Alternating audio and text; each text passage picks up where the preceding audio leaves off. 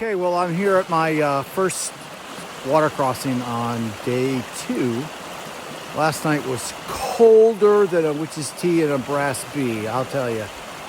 Every night so far has been like crawl into your sleeping bag and wishing I was home. It's just really uncomfortable at night, but when the sun comes up, it starts to warm up, it's a little better. I'm trying to get to Lance Creek today. That's about 9 miles from where I started. After that, it's a about 7.5 mile run to Neel's Gap over Blood Mountain. And that's the area where you have to have a beer canister, so I can't go in there and spend the night. Wish me luck today, day 2. Another cold night tonight.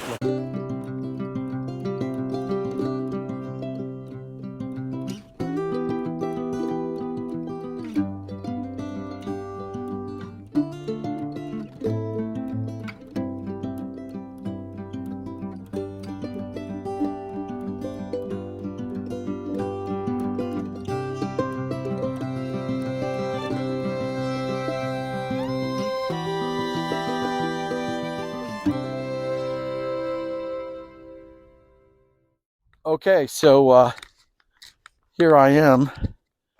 I decided that I'm going to do a little recording on the trail here today. I've not done this much because it takes a while to set up. I've got my mic and I have to get my mic out and get mic'd up and get out my stick pick and all that kind of stuff. But I decided to shorten my hike today.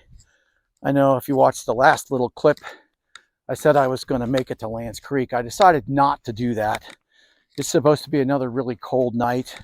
I called the Above the Clouds hostel and reserved a spot for tonight. So I only have to go to Woody Gap, which is another kind of like 2.3 miles from where I am right now. And it's only about 1 o'clock in the afternoon. So I'm taking my time, enjoying the scenery.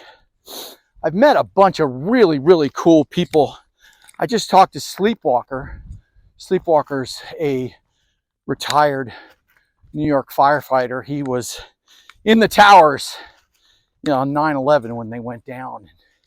He got his trail name because he's up sleepwalking all the time with PTSD. I also met a Marine Corps vet who's hiking with his support dog with PTSD as well. So people have all sorts of reasons for being out here and having a good time. Off I go.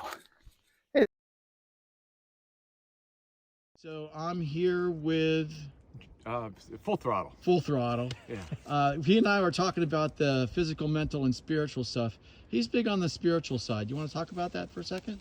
Sure. I would just like to extend a word of encouragement to fellow hikers out there that they are fearfully and wonderfully made by the Lord, and that God has a purpose for each and every one of them, and that they're out here experiencing the wonderful works of His hands.